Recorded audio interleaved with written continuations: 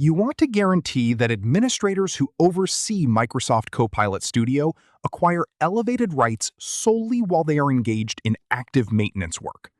What feature ought you to set up?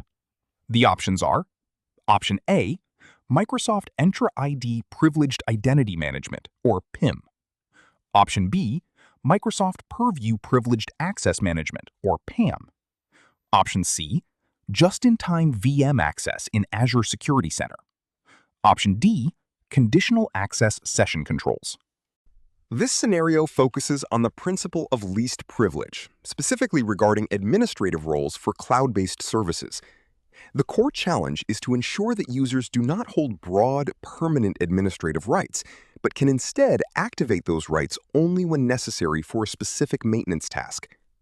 Consider which of these management solutions is designed to handle temporary, time-bound access for administrative identities within the Microsoft environment. In my view, the correct answer is option A, Microsoft Entra ID Privileged Identity Management, or PIM.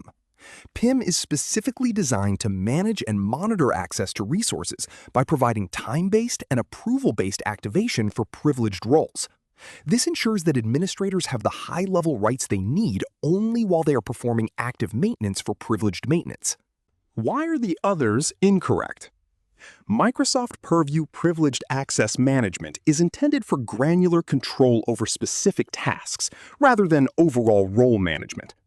Just-in-time VM access is limited to virtual machine infrastructure within Azure rather than SaaS administration like Copilot Studio. Finally, conditional access session controls are used to restrict session behaviors or enforce policies like sign-in frequency rather than managing the elevation of roles themselves.